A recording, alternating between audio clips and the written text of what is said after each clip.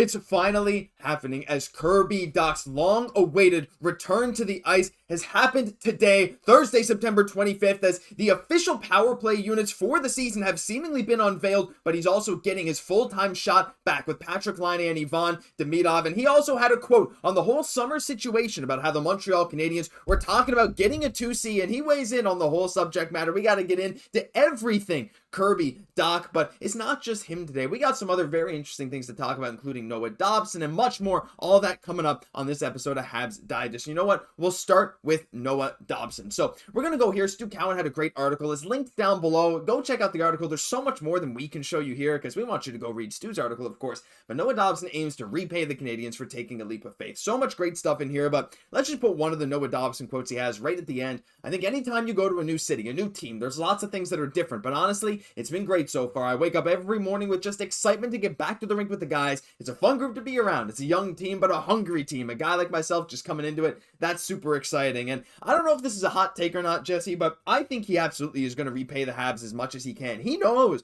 there's expectations with a $9.5 million contract, and not just that, the media market, putting it lightly, saying it's slightly different in Montreal than for the New York Islanders. But this guy, my hot take, he could very well lead Habs defensemen in minutes per game, time on ice per game this year. It could very well be Hutson. I think Dobson has a chance at doing it, Jesse, but regardless, I think he is as motivated as anyone else to not only prove the Habs right, but maybe even to prove the Islanders wrong to some extent. For sure. And that's why I think you might be right on that, Josh, and him leading us in ice time this year coming forward, because you have to feel like he is highly valued by the Montreal Canadiens. That was shown in how they traded not one, but 2 first-round picks, trading Emil Heineman, but also making him the highest-paid player for the Montreal Canadiens, besides Carey Price, ever. It really speaks to how much they're valuing him.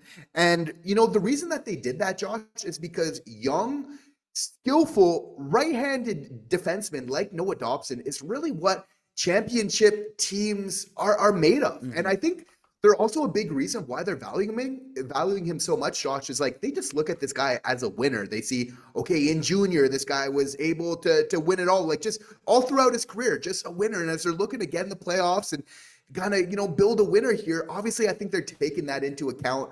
But, you know, obviously it's a perfect situation where they believe in Dobson, but also he's saying right now that like that belief that they just have in him is everything. And he really wanted to just come to a team that was hungry and really looking to take that next step. Again, it's so important. Just love how, you know, players are feeling like they can come to Montreal, and if they're hungry, that it's a place where they can get satiated, where they can really get those wins that they need here going forward. So just some tremendous signs that not only are we valuing Dobson, but he values this organization. And I feel like we're going to see some amazing things happen together as a result. Absolutely. Some satiation for that hunger of winning is a great way. Like, I mean, I feel I've been hungry since 2021. I mean, that's the highest I've ever felt in terms of how far the Habs have made. Well, maybe the highest since 2014, but that was dashed very quickly. I don't want to reminisce about that, but absolutely. Like, Noah Dobson, he knows he's like, there's maybe not, I guess some pressure, but like the eyes are on him to really be that kind of top level right-hand defenseman for this team. And he knows what the doubters are saying. There's no doubt that there's a lot of those Islanders fans, as soon as he got traded, he saw them come out of the woodwork saying, well, he wasn't that great anyway. And I really hope he proves them wrong. We're so excited for Noah Dobson. Leave your thoughts on him down below, but we got to move on to some other stuff today, Jesse. And look, we're going to get into Kirby Dach in just a minute, but I wanted to get into the power play reps. And this is something, look, this is taken before the game versus the Toronto Maple Leafs. And I'm sure you see this in the game versus the Leafs, but it's Noah Dobson with Ivan Demidov, with Kirby Dach, with Patrik Laine. And, you know, Gallagher kind of wasn't there. But this is a power play unit, and even, well, we knew the line of Kirby, Ivan, and Patrik Laine, but this is a power play unit that, at first we were thinking maybe this is just a preseason thing. But of course, seeing this being used in a game where the entire top 6 is playing, it's a little interesting. Montreal is really going all out with 2 extremely good units, and it seems like Patrik Laine and Ivan Demidov are going to start on the PP2. And this here, honestly, them working together on their smoothness. I know this is very common to do in practice, right? Obviously, your power play units are working together, but these are 4 guys who are very mobile, very smart, know where to be, what to do, all have power play experience, whether at like all of these guys have PP1 experience at the NHL level. Even Ivan Demidov, who did it in the playoffs and was an impactful power play player in the playoffs. Kirby was playing with the Montreal Canadiens before Slav kind of took that over. Dobson with the Islanders, Laine, we know. Jesse, what do you make of this? This actually seeming to be the PP2 unit we're running into the season. I mean, I didn't really expect it, but I kind of love it. Montreal probably has the best PP2 in the league. And maybe that's crazy. I haven't really looked, but I think there's a real case. I think we could definitely see that. And again, just our power play, if we can get that really humming along this year, that in and of itself is going to really help us to become a playoff team. If we can have both units, and I think there's every reason to think that they're going to be very successful. Let me explain why. It's like, I think that what's going to work so well here is we know that Laine is the big focus of the defense, that they really, because we just know what a PP merchant he is. Obviously, so you know that the defense is going to be focusing on him quite a bit, to kind of take him out of the equation here. But the thing is if you do that, you got Dobson, who's a really good shot threat, where if they're too much on line A, they're going to start feeding Dobson and they're going to let it rip.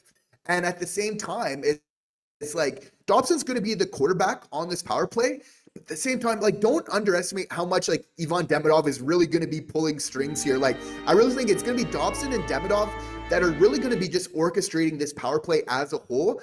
And we know that like Demidov is such an amazing playmaker, where we've seen he can make some pretty amazing cross ice passes, as we saw in preseason. Often if you're able to get goals going laterally and kind of passing, that net, like, you just increase your chances of scoring tremendously. And I think like having Demidov as one option here, and Demidov to just really make sure that we're working both sides of the point, is just going to translate into some real numbers this year for the Habs going forward.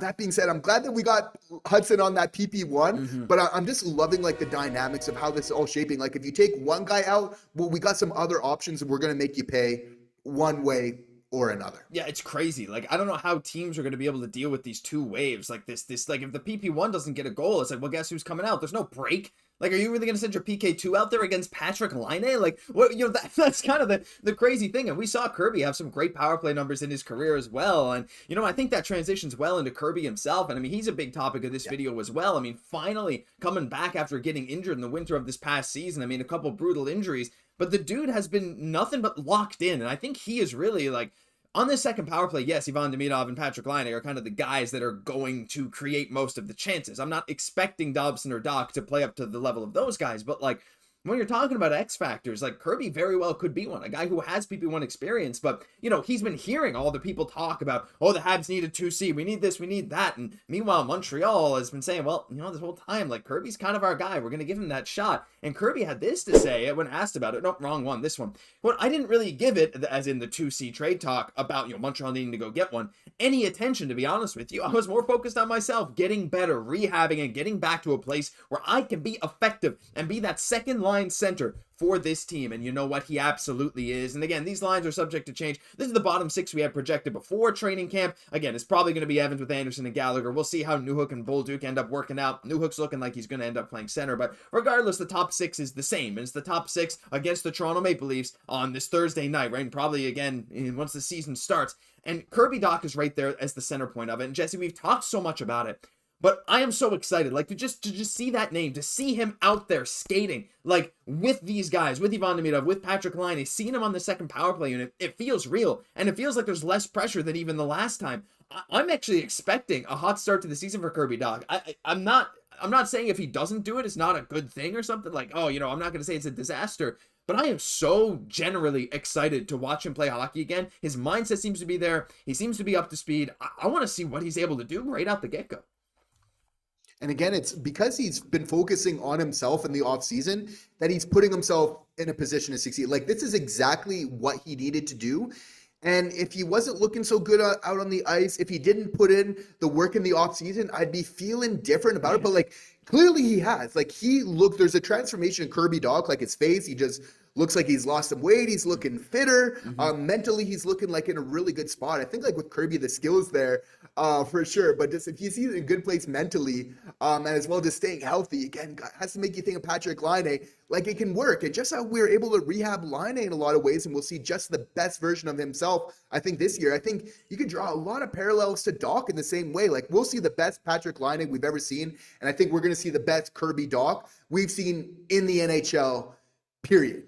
Now, that being said, it's like they're smart in really giving them every opportunity to succeed, because if it doesn't happen, they can say, well, like, we really tried. It's not like we weren't surrounding him around good people. It's not like we didn't have him on the power play. Like, they're going to give him every single chance. And like, there's a way, like, Josh, I know that, we're a little bit kind of skeptical to see if he can do it, but like, I'm here to say, like, I really believe that Kirby Dach can. I've had my doubts, but I've seen what he's been doing and how he's been looking on the ice. For me, that matters. If he wasn't putting in that work, again, I'd be a lot more skeptical here. But if he can really take that 2C mantle, Josh, like, just imagine, like, he's putting up the production we're looking for, 50 to 60 points. Like, and then how that would free up Kent Hughes to spend money other ways to be able to help this team. Now we're just talking about, like, basically winning the lottery. If you're Kent Hughes, with the cap going up and feeling like, okay, you don't need to spend at that position. Now, I don't want to say, like, get ahead of myself too much and say that he won't and start looking at other options. But obviously, it would create a very, enviable position, for the Montreal Canadiens, how they could really help this team. We're already looking like we have such depth, but that money at 2C, if Kirby Dach can hold it down, we could help this team like a whole lot here going forward, because he brings that size. He brings, there's a defensive physical side of the game that he can bring too, which I think is so important to our dynamics in the top six. So does he have all the tools? Yes. And now it's just about bringing that mindset. I think also like that willingness, that kind of dog mentality, which, Martin St. Louis talks about sometimes. Like, if I just throw a ball and it just kind of bounces into the room, like, who's going to get it? And now it's going to be up to Kirby Dach. Is he going to be the guy to go out and get it? Because he's going to have lots of competition. But if he's got that willingness and he goes out and do that, I think the sky's the limit, not only for him, but for this team as a result. Yeah, and we know he can get to those numbers. He can get there. We've seen that dog Kirby Dach before. We've seen a Kirby Dach who was on pace for 50-plus points a couple of years ago. Like, again, 50 to 60 points. I would like to see his face-off percentage jump up, but, I don't expect everything to go right. But again, like you said, 50, 60 points, that's not that crazy. He's 6'4", uses his body, and he's physical. That's great. And then, like, also, like you said, he's getting the opportunity. All right, well, so you're coming back. You're going to play next to one of the best natural goal scorers in the league in Patrik Laine, and probably the most skilled young winger, one of the most skilled young forwards in the entire world, in Ivan Demidov. And you're also going to play power play with maybe the best power play goal scorer in the league in Patrik Laine. So good luck, right? See what you can do. And no matter what, we're getting an answer one way or another, positive or negative. Honestly, at this point, it's like, let's just see what happens and enjoy the ride. And no matter what, we know Kent Hughes, Marty St. Louis, they're going to do what's best for the team. And I'm excited to see how this comes to fruition. But leave your thoughts on all of this down below. Kirby's back. That'll do it for this episode. But hey, keep an eye out. We got stuff coming out about all kinds of different games. Post games are coming soon. The season's right around the corner. Just a few preseason games left. Thank you for tuning in every single day. I'm Josh Gosse, my co-host Jesse Poirier. We'll catch you in the next one.